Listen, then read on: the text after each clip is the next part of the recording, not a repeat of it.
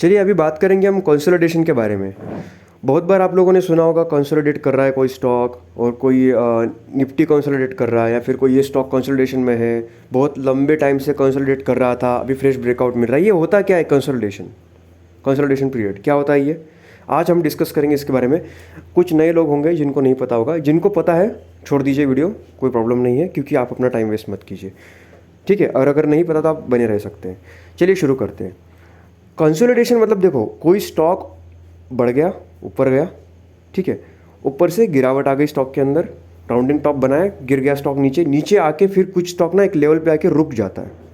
Stock one way rally कभी नहीं देता।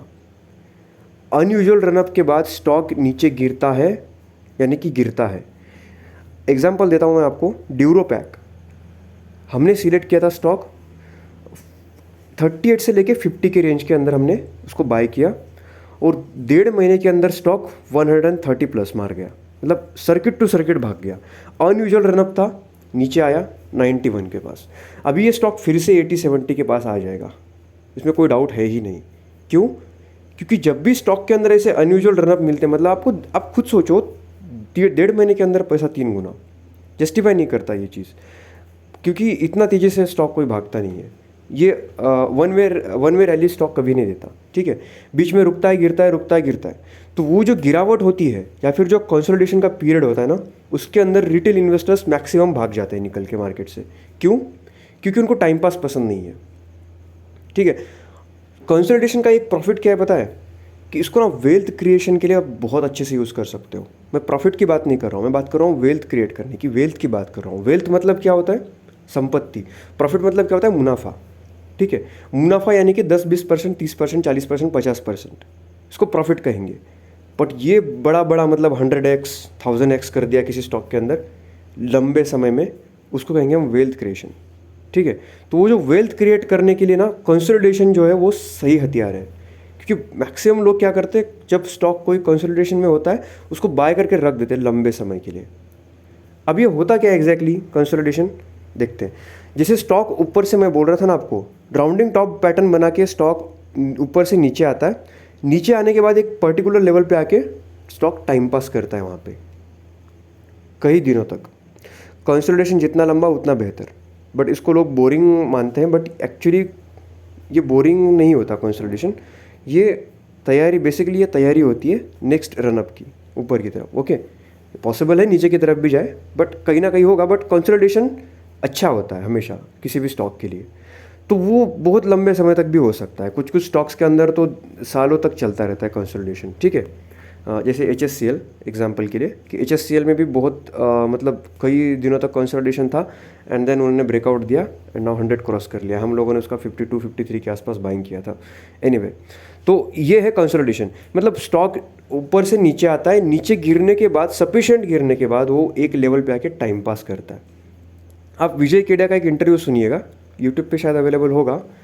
उस इंटरव्यू में उन्होंने बोला था कि जो भी मतलब बड़े बड़े इंस्टीट्यूशनल इन्वेस्टर्स होते हैं, है ना, तो वो बाइंग कैसे करते हैं स्टॉक के अंदर? वो लोग इसी कंसोलिडेशन के अंदर बाइंग करते हैं स्टॉक्स के अंदर। कैसे? जैसे देखो, कोई स्टॉक ऊपर से नीचे आया, नीचे गिरा, टाइम पास कर रहा है। टाइम पास कर रहा है मतलब वो लोग बाय कर रहे हैं, धीरे धीरे उठा रहे हैं, स्टॉक फिर से ऊपर जाएगा थोड़ा सा, ठीक है। मतलब देखो, अगर उनको 1000 शेयर खरीदने रहे, पहले 100 शेयर खरीदेंगे, धीरे धीरे बाइंग करेंगे। पहले 100 शेयर खरीदेंगे, 100 शेयर्स खरीदने के बाद स्टॉक ऊपर जाएगा, फिर 30 शेयर बेचेंगे, फिर स्टॉक नीचे आएगा। क्योंकि रिटेल इन्वेस्टर्स क्या है, मतलब 5% अगर नीचे गया तो वो निकल जाएंगे स्टॉक्स के अंदर से, ठीक है। जैसे वो निकला, वो नीचे आएगा, फिर से वो बाय करेंगे, अगेन 100 स्टॉक ऐड करेंगे, 170 हो गए, वो नीचे जाएगा, ऊपर जाएगा, अगेन 30 सेल करेंगे, फिर से 100 ऐड करेंगे। ये बहुत लंबे समय तक, मतलब बहुत लंबे समय तक ये लोग बाइंग करते रहते हैं, क्योंकि इनका टारगेट बहुत लंबे टाइम तक होता है। ये ऐसा नहीं कि 2 दिन के अंदर वो 10% का रिटर्न लेके एग्जिट करके निकल गए, ऐसा उनका गेम होता ही नहीं है। उनका गेम बड़े लेवल का होता है। तो वो लोग कंसोलिडेशन के अंदर ही बाय करते हैं स्टॉक्स को। तो वो एक दिन के अंदर बाइंग कंप्लीट नहीं करते हैं अपनी, वो करते हैं 6 महीना, 1 साल, इतने टाइम तक वो लोग बाइंग करते रहते हैं स्टॉक्स के अंदर, एंड देन छोड़ देते हैं ऊपर। एक स्प्रिंग होता है ना, स्प्रिंग, जिसको हम दबा के रखेंगे, जमा हो जाएगा एक जगह पे, ठीक है। और ज़ोर से दबाएंगे, जमा हो जाएगा, झट से छोड़ेंगे, फट से ऊपर निकल जाएगा। वो जो फट से ऊपर निकल जाएगा ना, वो जो दबा के रखते हैं ना ऊपर से जो लोग, मतलब जो इंस्टीट्यूशनल इन्वेस्टर जो बड़े पैसे वाले हैं, उसको हम बिग शार्क कहेंगे, तो वो लोग जो है ना मार्केट के अंदर दबा के रखते हैं स्टॉक्स के प्राइस को, ताकि वो ऊपर ना जाए, उनकी सफिशिएंट बाइंग उनकी हो जाए, ठीक है। उसके बाद उनकी बाइंग कंप्लीट होती है, वो लोग स्टॉक को छोड़ देते हैं, तो स्प्रिंग की तरह ठक से ऊपर भाग जाता है।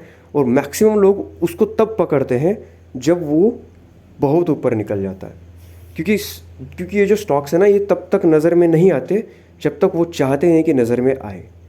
बहुत से स्टॉक्स ऐसे हैं, देखो कंसोलिडेशन का पीरियड ना बहुत अच्छा होता है, लेकिन उसमें टाइम बहुत लगता है, आपको पेशेंस रखना पड़ेगा अगर वो रिटर्न चाहते हैं आप कंसोलिडेशन वाला, क्योंकि मैक्सिमम लोग नहीं है यहाँ पे कंसोलिडेशन में बाइंग, वो ब्रेकआउट का वेट करते रहते। चलिए ये भी ठीक है कि आपने ब्रेकआउट का वेट किया और फिर ब्रेकआउट होने के बाद बाइंग किया, दैट्स ओके, बट क्या ब्रेकआउट के बाद कंसोलिडेट नहीं हो सकता स्टॉक? बिल्कुल हो सकता है। एग्जाम्पल देते हैं, अब रेडी को खेतान को ही पकड़ लीजिए आप, रेडी को खेतान 300 के बाद 550 के आसपास आया, वहाँ पे कंसोलिडेट किया, फिर ऊपर गया, फिर वहाँ कंसोलिडेट किया, फिर ऊपर गया, फिर 1250 के आसपास से नीचे और आया, नीचे आया 800 750 के पास, वहाँ पे कंसोलिडेट किया, अभी 1000 पे खड़ा है। इतने टाइम पे कोई रिटेल इन्वेस्टर अगर होता ना, क्योंकि वो 1200 से लेके 800 पे आया तो कब का निकल गया होता, ओके। बट कंपनी में कोई इशू है? बिल्कुल नहीं, वो कैपेक्स कर रहे हैं। कैपेक्स मतलब कैपिटल एक्सपेंडिचर, कि वो अपनी कैपेसिटी बढ़ा रहे हैं प्रोडक्शन की कैपेसिटी कोई भी कंपनी क्यों बढ़ाएगी भाई? मतलब डिमांड है तभी तो बढ़ाएगी। अगर उस कंपनी के माल को अगर डिमांड नहीं मिल रही है मार्केट के अंदर, तो वो क्यों बढ़ाएगी, है ना। अल्कोहल का लोग कंज्यूम ज़्यादा कर रहे हैं अभी भी, ऑलराइट, उनको पता है डिमांड बढ़ रही है, हमको अपनी कैपेसिटी बढ़ानी पड़ेगी, वो बढ़ा रहे हैं। वो बेवकूफ़ थोड़ी है, मतलब आपके 2 लाख रुपए के लिए वो लोग अपने 200 करोड़ का नुकसान थोड़ी करेंगे, 2000 करोड़ का, ये नहीं होगा। तो वो लोग हमसे बहुत स्मार्ट है, वो ऐसा होने नहीं देंगे अपनी कंपनी के साथ। तो बिजनेस तो चलने ही वाला है बॉस। अब रही बात है कंसोलिडेशन की, तो इसके लिए पेशेंस चाहिए होता है, और यही माइंडसेट है, इधर माइंड का काम होता है। इधर आपको, आपके पास कितना ही बड़ा स्किल क्यों ना हो, आपने बहुत बड़े तोप दाग दिए हो कहीं पर जाके, बट फिर भी अगर आपका वो साइकोलॉजी डेवलप नहीं है मार्केट के अंदर, तो ये नहीं हो पाएगा। कंसोलिडेशन है कि स्टॉक टाइम पास करता है, एक लेवल पे आके रुक जाता है, और जब वो रुकता है तो वहाँ पर जो बड़े इन्वेस्टर्स होते हैं वो बाइंग करते हैं। बेसिकली वो लोग क्या करते हैं कि स्टॉक को ऊपर नहीं जाने देते, वहीं पे रोक के रखते हैं। और ये जो रोक के रखना होता है ना, इसके अंदर बहुत बड़ा पैसा बनता है, अगर समझदार इंसान हो तो, पेशेंस हो तो। अगर पेशेंस नहीं है तो फिर नहीं बनता, ठीक है। और फिर ब्रेकआउट जो हम लोग डिस्कस करते हैं ना, कि कंसोलिडेशन के बाद अभी फ्रेश मूवमेंट, मतलब बाइंग आना शुरू हो गया है, ब्रेकआउट आया है, ये कंसोलिडेशन वही है। उसके बाद जब ब्रेकआउट आता है तो फट से मूवमेंट मिलता है। देखो कंसोलिडेट कितनी देर तक स्टॉक करेगा ये कोई नहीं बता सकता, कोई 6 महीने कर सकता है, 3 महीने कर सकता है, 1 साल कर सकता है, 2 साल भी कर सकता है, बट पेशेंस उतना चाहिए, ठीक है। ये कोई नहीं बता सकता आपको। ये भी कोई नहीं बता सकता कि कंसोलिडेशन के बाद स्टॉक ऊपर जाएगा या नीचे जाएगा, हो सकता है और नीचे जाके और कंसोलिडेट करे, पॉसिबल बिल्कुल है ना। तो इसीलिए स्टॉक जब चलना शुरू करे तो बाइंग करेंगे, तो हम थोड़ा सेफ रहते हैं। बट अगर आप लंबे टाइम के इन्वेस्टर है, बहुत लंबे टाइम के इन्वेस्टर है, बहुत लंबे टाइम के इन्वेस्टर है, तो आप बिल्कुल बाय कर सकते हैं, इसमें नो डाउट, कोई डाउट नहीं है। उसको बाय करके रख लीजिए। मतलब फंडामेंटली स्ट्रॉन्ग कंपनी होनी चाहिए, किसी भी कंपनी के अंदर नहीं, फंडामेंटली स्ट्रॉन्ग कंपनी होनी चाहिए। अच्छा, अगर आप नए हो, पहली बार चैनल पे आए हो, तो ये सारा भाषण सुन के हो सकता है कोई बोर भी हो जाए, बट फिर भी प्लीज़ आपको सीखना पड़ेगा अगर आप पैसा बनाना चाहते हो मार्केट से। तो अभी क्या है, फंडामेंटल एनालिसिस की हमारी प्लेलिस्ट पड़ी हुई है पूरी की पूरी, 22-30 वीडियोज़ है, बिल्कुल सिंपल लैंग्वेज है, आपको समझ में आ जाएगा अगर आप ध्यान से सुनोगे तो, ठीक है। और वो सारी जो फंडामेंटल एनालिसिस की जो प्लेलिस्ट है उसको देख जरूर लीजिएगा, एक बार देखिए, नहीं समझ में आया 2 बार देखिए, क्योंकि आपको करना पड़ेगा। आपको मार्केट में कोई भी हेल्प नहीं करने वाला है, खुद के पैसों का ध्यान खुद को ही रखना पड़ेगा। खुद को अमीर बनाने की जिम्मेदारी आपकी अपनी है, दूसरों की नहीं हो सकती, चाहे वो कोई भी हो, भगवान भी क्यों ना हो। आप रोज़ भगवान के सामने मत्था टेकेंगे और कहेंगे भगवान मुझे अमीर बनाओ, क्योंकि भगवान के पास पैसा है ही नहीं, पैसा तो बाहर आ गया, इधर है पैसा मार्केट में, भगवान के पास पैसा नहीं है, ठीक है। तो वो आपको नहीं देगा, कुछ भी बोलो, क्योंकि अगर उनके पास पैसा होता तो आप मंदिर में पैसे थोड़ी डालते, सिंपल बात है। तो ये बेसिक है, इसको समझो और खुद की हेल्प करो, पढ़ो अच्छे से, तो आप ज़रूर सीखोगे ये सारी चीज़ें। फंडामेंटल एनालिसिस की प्लेलिस्ट पड़ी हुई है चैनल के ऊपर, आप ज़रूर देख लीजिएगा। अगर आपको अच्छा लगा हो तो वीडियो लाइक कीजिए, शेयर कीजिए।